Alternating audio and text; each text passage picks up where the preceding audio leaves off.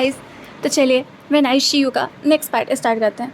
पिछले पार्ट में हमने देखा था कि वांग जी जो डॉक्टर ए को कॉल करता है और उनसे बोलता है कि उसे जल्द से जल्द कोई चाइल्ड साइकोलॉजिस्ट की ज़रूरत है, क्योंकि सिजोई अपनी हरकतें बंद नहीं कर रहा, वो फिर से अपने आप को एक गर्ल रिकॉग्नाइज़ कर रहा है। तभी डॉक्टर ए वांग जी से बोलते हैं, मिस्टर लन, आपने मुझे कॉल किया, इसलिए थैंक, मैं खुद ही आपको कॉल करने वाला था। एक्चुअली डॉक्टर बुशियान कल हमारे हॉस्पिटल पे सर्जरी कर आज कल डॉक्टर भूषण हमारे हॉस्पिटल पे एक सर्जरी परफॉर्म करने वाले हैं। तो क्या आप खुद आकर उनसे बात कर सकते हैं कि वो आपकी ग्रैंड माँ का ऑपरेशन करें? वांग जी जो बोलते हैं, थैंक यू डॉक्टर ए, आपने मुझे ये बात बताई। मैं खुद कल आके डॉक्टर भूषण से मिलूँगा और उनसे पर्सनली इस बारे में बात करूँगा। इतना कहकर वांग जी कॉल कट करता है और बालकनी से अंदर आता है और वो देखता है कि सिजोई और सिचेन जो आपस में खेल रहे हैं। सिजोई जो कि वे जिया थी। जिया वांग जी की ओर देखती है, फिर कहती है, डैड मैं अभी फ्रेश होकर आता हूँ, तब तक आप स्टाफ से कहिए वो मेरा नाश्ता बना दे, जल्दी लाएं। और फिर सिचेन से बोलती है कि आप टीम पर फोकस कीजिए। आप जिस टीम से हारे हैं उस टीम का अटैक भले ही बहुत अच्छा है पर उनका डिफेंस अच्छा नहीं है, तो आप उनके डिफेंस से अटैक कीजिए। और ऐसा कह के जिया जो कि रूम में चल जाती है। और वांग जी जो जिया को देख रहा था वो ये तो नहीं सुन पाया कि जिया ने सिचेन के कान पर क्या कहा, पर सिचेन जो मुस्कुरा रहा था कि जिया लिटिल एंजल उसका सिजोई उसे किस तरह से टिप्स दे रहा है। अब तो वो आने वाली मैचेस ज़रूर जीत जाएगा, वो सारी लाइव स्ट्रीम गेमिंग करेगा और वो जीतेगा हर बार। इधर वांग जी जो जिया को लेकर परेशान थे, जिया रूम में जाती है और जब फ्रेश होकर बाहर आती है तो वो सिजोई को कॉल करती है। सिजोई जिया का फ़ोन उठाता है तो जिया सिजोई से कहती है कि मुझे लगता है मॉम और डैड को हमें एक बार मिलाना चाहिए। सिजोई बोलता है, पर कैसे? तभी जिया कहती है कि हम नीचे थिएटर पर चलते हैं, मैं डैड को लेकर वहाँ पर आती हूँ और तुम मॉम को लेकर आओ, हम मॉम डैड के साथ में मूवी देखेंगे, एक अच्छी फैमिली की तरह। बहुत अच्छा लगेगा ना सिजोई? सिजोई कहता है ठीक है, और दोनों इधर तैयार होते हैं। जिया जब रूम से बाहर आती है तो वांग जी के पास जाकर बड़े प्यार से उसकी गोद में बैठ जाती है। वांग जी सिजोई को अपनी गोद में बैठे देखता है तो कहता है, सिजोई क्या हुआ, कुछ चाहिए? सिजोई बोलता है, डैड क्यों ना हम आज मूवी देखने चले? सिजोई की बात मान कर वांग जी बोलता है, ठीक है चलो हम चलते हैं। और वो जल्द से ही नीचे थिएटर पर अपने लिए टिकट बुक करने को कहता है। वांग जी और सिजोई कि जिया नीचे थिएटर पर जाते हैं। इधर सिजोई भी बिंग से बात करता है और बिंग फिर से लेकर मूवी देखने के लिए आ जाता है, क्योंकि बिंग जानता है कि वो अब आज अपनी बेटी को ज़्यादा टाइम नहीं दे पाएगा, उसे सोना है क्योंकि उसे कल ऑपरेशन करना है, उसके लिए उसकी नींद बहुत ज़रूरी है। इसलिए बिंग अपनी बेटी जिया के साथ नीचे थिएटर पर आता है, पर वो लॉबी के पास देखता है कि लान वांग जी वहीं पर खड़ा है। विंग नहीं चाहता है कि उसकी बेटी इस खड़ूस इंसान से मिले, पर सिजोई तो वांग जी को देखकर पहले ही विंग के पीछे छुप चुका था, क्योंकि वो तो अपने डैड को पहचानता है। उसके डैड को अगर पता चला तो वो फिर से उसकी मॉम से लड़ाई करेंगे। वांग जी फ़ोन पर बात करता है और उसके बाद अंदर लॉबी की ओर जाने लगता है, थिएटर की ओर जाने लगता है। तभी वो देखता है कि विंग और उसके साथ एक बच्चा है जिसने मास्क लगा रखा है। वांग जी उन दोनों को देखता है, फिर से जाकर थिएटर में बैठ जाता है। जिया जो काफ़ी देर से सिजोई और भूषण का वेट कर रही थी, जब वांग जी वहाँ पर आता है तो जिया एकदम शांति से बैठ जाती है। विंग भी वहीं पर आता है और वो वांग जी के बगल में आकर बैठ जाता है और सिजोई उसकी दूसरी ओर बैठ जाता है। जिया और सिजोई थोड़ा सा झुक कर बार बार एक दूसरे को देख रहे थे और वो काफ़ी खुश हो रहे थे, क्योंकि वो उन्हें एक पूरा फैमिली टाइम मिल रहा था, जहाँ पर उसकी मॉम, डैड और उसका ब्रदर और सिस्टर सब साथ में थे और वो एक मूवी एंजॉय कर रहे थे। पर वांग जी और विंग दोनों के लिए मूवी बोरिंग थी। वांग जी जो मोबाइल में अपना काम कर रहा था और विंग अपनी नींद पूरी कर रहा था, वो तो सो चुका था। तभी सिजोई अपने कॉल से जिया को कॉल करते, जिया जब फ़ोन उठाती है तो सिजोई कहता, क्या करें, हमारा प्लान तो फ्लॉप हो गया, मॉम सो रही हैं। और डैड भी फ़ोन पे ही बिज़ी हैं। तो जिया कहती है 1 मिनट तुम रुको, मैं कुछ करती हूँ। उसके बाद दोनों बच्चे वहाँ से उठते हैं और जिया जो अंजी से कहती है कि वो वॉशरूम जा रही है, इसलिए वो उठकर वहाँ से चली जाती है और दोनों आकर अपनी सीट बदल लेते हैं।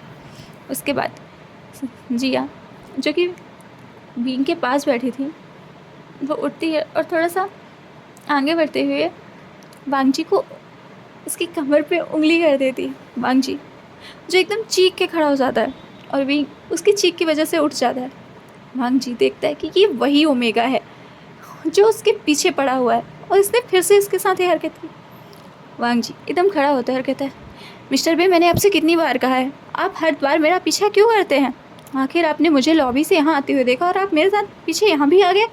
तभी वीन वांगजी की ओर देखता है और कहता है, मिस्टर लान मैंने भी आपसे कितनी बार कहा है इस तरह से मेरे से बात मत कीजिए, और ख़ासकर तब जब मेरे साथ मेरा बच्चा है। मैं यहाँ अपनी बेटी के साथ आया हूँ, मुझे आपसे कोई मतलब नहीं। वांगजी देखता है जिया जिसने मास्क लगा रखा था उससे उसका चेहरा तो नहीं दिखा, पर वांगजी देख सकता है कि विंग उस अपनी बच्ची के साथ है। वांगजी जो अपने मन में सोच रहा था उसके साथ ही ऐसे कोइंसिडेंस क्यों होते हैं। वांगजी वहाँ से सिजोई को उठाता है और लेकर चला जाता है। विंग वो भी अपनी बच्ची को लेकर अपने रूम में आ जाता है और कहता है, आई एम सॉरी बेटा, पर उन खड़ूस अंकल ने सारा मूड स्पॉइल कर दिया, हम नेक्स्ट टाइम मूवी देखने चलेंगे। और विंग कहता है, जिया मुझे कल एक ऑपरेशन करना है, तो क्या तुम अकेले रहोगी? जिया जो काफ़ी समझदार थी वो बोलती है, ओके मम्मा कोई नहीं, हम अकेले मैं रह लूँगी, और ऐसे भी रूम सर्विस से फूड मंगा लूँगी। विंग जो उसके सर पर बैठ करता है और वॉशरूम में जाकर फ्रेश होके सो जाता है। हम नेक्स्ट मॉर्निंग का सीन देखते हैं। वांगजी मतलब विंग जो कि हॉस्पिटल पहुंच चुका था, चेंग, मैडम यू, जैंग फैमिया और चिंसू सब वहीं पर थे। चिंसू विंग की ओर देख रही थी, वो आज विंग से कोई बात नहीं कर रही थी, शायद वो विंग पर नाराज़ थी कि विंग ने उसकी मदद नहीं की।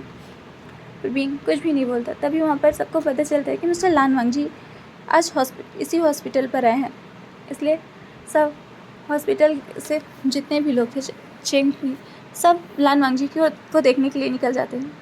विंग जिसे मौका मिल जाता है वो ड्रेसिंग रूम में जाता है डॉक्टर्स के और जल्दी से पीपीई किट पहन लेता है। उसने मास्क के अपना पूरा फेस कवर कर लिया था और अपने गॉगल्स भी लगा दिए थे ताकि कोई भी देख कर ये ना बता सके कि ये एक पर्सन कौन है। विंग जब पूरी तरह से ड्रेस होकर ऑपरेशन रूम की ओर जाने लगता है तभी डॉक्टर रे विंग को देखते हैं और बोलते हैं, हेलो मिस्टर, आप कौन? विंग जो मुँह से कुछ भी नहीं बोलता और अपना आईडी कार्ड निकाल कर डॉक्टर रे के हाथ में देख लेता है। डॉक्टर बुशियान का नाम पढ़ते ही डॉक्टर बोलते हैं, हाँ डॉक्टर बुशियान प्लीज़ कम इन। बुशियान जो अंदर जाता है और अपनी आंट को ऐसे लेटे हुए देखता है। उसके बाद वो ऑपरेशन के लिए सारी तैयारियां और प्रिपरेशन को चेक करने लगता है। तभी चेंग जो कि ऑपरेशन रूम के अंदर आता है वो डॉक्टर बुशियान की ओर देखता है और फिर कहता है, डॉक्टर बुशियान क्या मैं आपके साथ एक सेल्फ़ी ले सकता हूँ? प्लीज़ मैं आपको असिस्ट कर रहा हूँ, मुझे बहुत खुशी हो रही है डॉक्टर बुशियान, आप समझ भी नहीं सकते। विंग जो एक अनोई सा फेस बनाता है पर उस मास्क की वजह से किसी को दिखता नहीं। विंग चेंग को बिना कुछ सोचे वहाँ से बाहर जाने के लिए कह देता है क्योंकि ऑपरेशन रूम के अंदर इलेक्ट्रॉनिक्स चीज़ें जैसे कि मोबाइल ये सब ले जाना मना होता है, पर वो सिर्फ एक सेल्फ़ी के लिए उसे लेकर आया, उसने रूल्स तोड़े थे, इसलिए विंग उसे वहाँ से निकाल देता है। और डॉक्टर ऐसे कहता है कि क्या इसी तरह के आप मुझे असिस्टेंट देने वाले थे? डॉक्टर रे जो खुद भी शर्मिंदा होते हैं चिंग की इस हरकत पर वो कुछ कहते नहीं हैं। उसके बाद विंग जो पूरे 4 घंटे तक अपनी आंट का ऑपरेशन रहता है, उसके बाद वो ऑपरेशन रूम से बाहर आता है। विंग जैसे ही ऑपरेशन रूम से बाहर आता है बहुत सारी भीड़ जो विंग से कुछ सवाल करने वाली थी। डॉक्टर बुशियान आप इस पर्सन का पर्सनली ऑपरेशन करने के लिए शंघाई से यहाँ आए हैं, सब जो उससे बार बार ऐसे ही सवाल पूछ रहे थे। तभी वहाँ पर लान वांगजी आता है जो डॉक्टर बुशियान से ही बात करने वाले थे, पर लोगों की इस भीड़ में कुछ जो लान वांगजी से सवाल कर रहे थे कोई बुशियान से, इस बीच में बुशियान कब गायब हो गया किसी को पता ही नहीं चला। और वांगजी जो सिर्फ बुशियान को ढूंढ रहा था वो उन लोगों की फ़ोन में देख ही नहीं पाया कि बुशियान किधर गया। विंग जो जल्दी से ड्रेसिंग रूम में जाकर अपना ड्रेस चेंज करता है।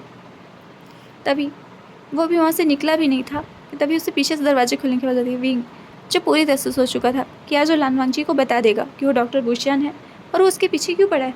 पर तभी विंग कुछ कहता उससे पहले वो देखता है कि वहाँ पास चिंसू थी। विंग चिंसू क्यों देखता है, तभी चिंसू आके विंग के गले लग जाती है और कहती है, गगा मुझे माफ़ कर दीजिए, आपने अगर माँ का ऑपरेशन नहीं किया होता तो मैं।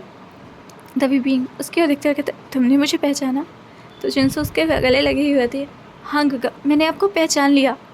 आपको कैसे लगा कि मैं आपको नहीं पहचान पाऊँगी, और आप ही डॉक्टर बुशियान है ना। गगा मुझे पता था आप ज़रूर कुछ बड़ा करेंगे। मी जो स्माइल करता है और कहता है, चिंसू ये एक सीक्रेट है और तुम इसे सीक्रेट रखोगी, किसी को नहीं बताओगी कि मैं ही डॉक्टर बुशियान। चिंसू अपने तीनों फिंगर ऊपर करके कहती, ठीक है गगा। चिंसू आपसे प्रॉमिस करती है।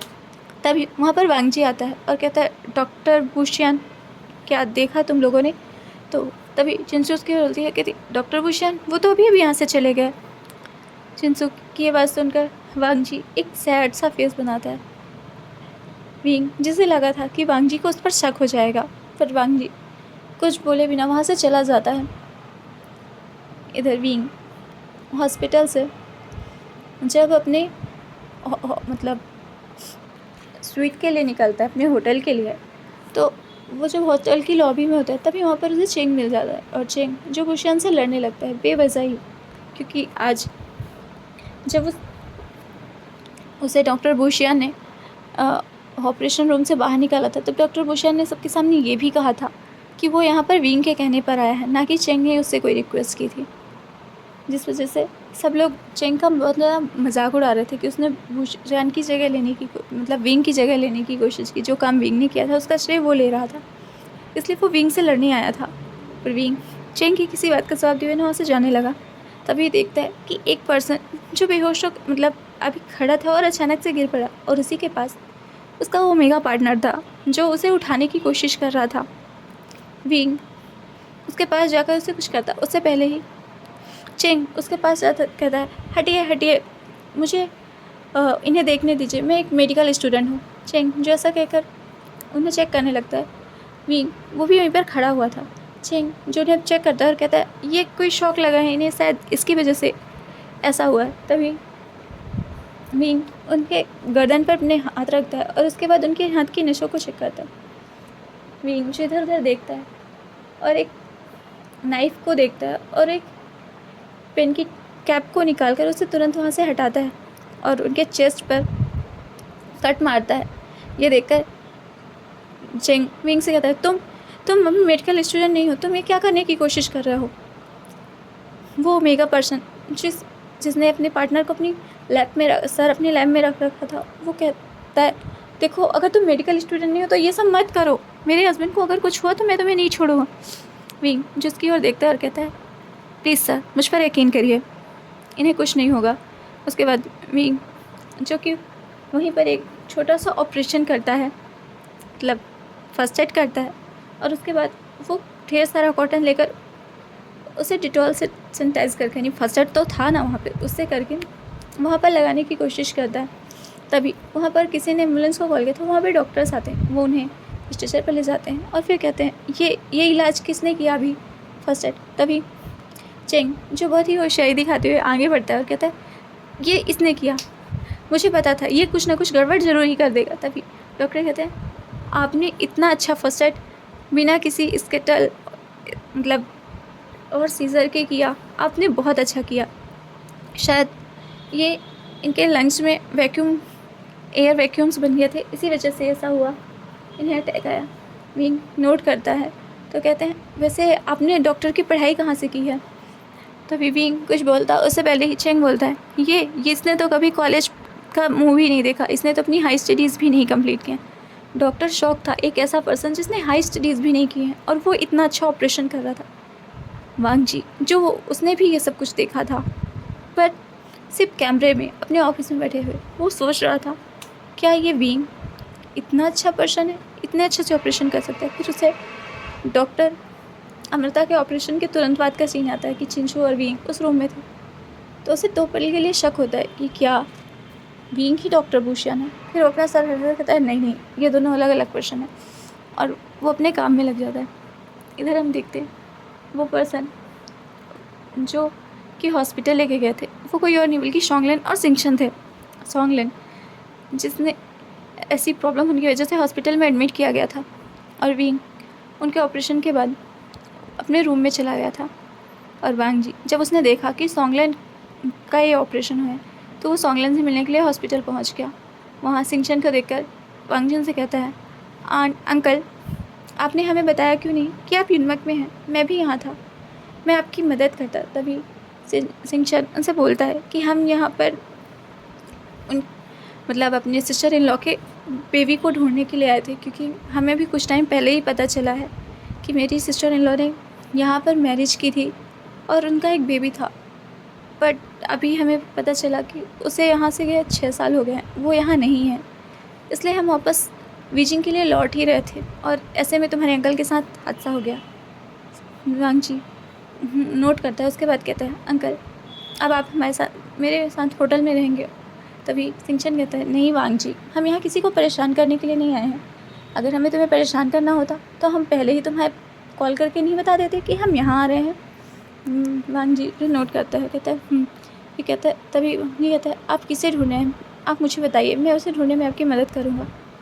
तभी वांग मतलब सिंगशन उन्हें बताता है कि उनकी सिस्टर इन लॉ यानी कांगजेचुरन बहुत टाइम पहले अपने घर से बाहर आ गई थी, और उन्होंने किसी से शादी की थी, और उस बच्चे के साथ उन्होंने एक बच्चे को जन्म दिया था।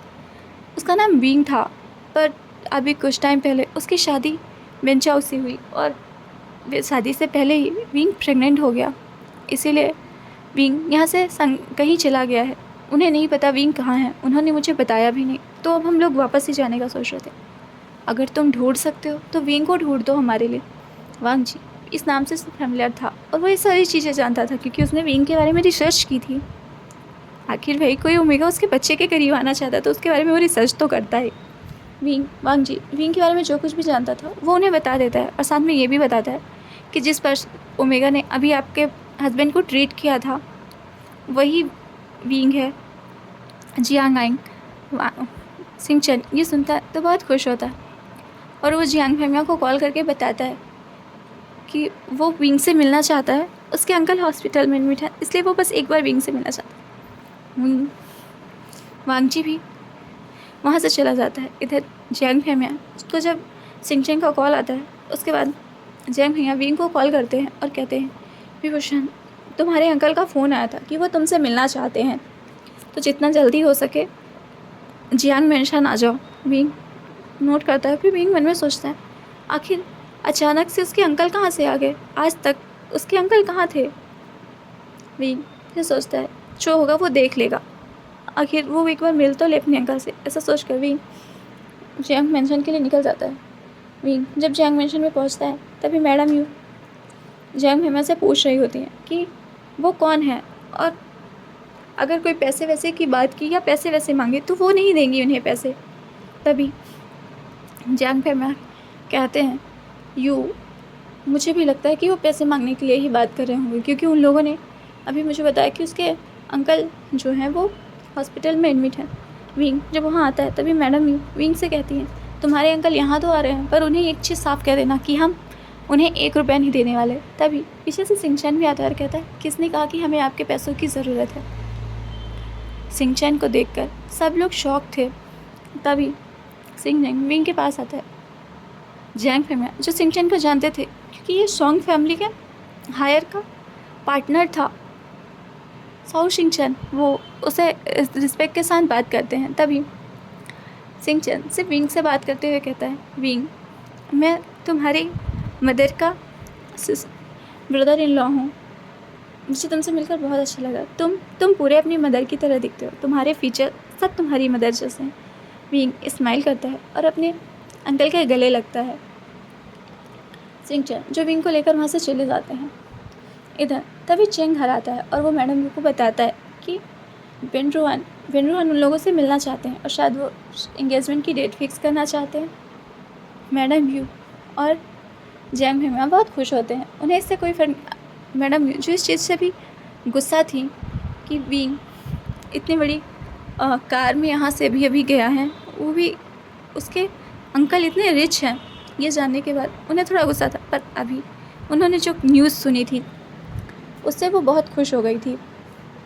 और वो चेंग से कहती हैं कि तुम क्लाउड रेसिस होटल में ही सबसे अच्छा रूम, मतलब मीटिंग रूम बुक करो। तो चेंग कहता है, मदर मैंने किया है, पर वॉल रूम तो पहले से ही किसी और ने रिज़र्व कर दिया था, इसलिए हमने एक दूसरा मीटिंग रूम बुक कर लिया है।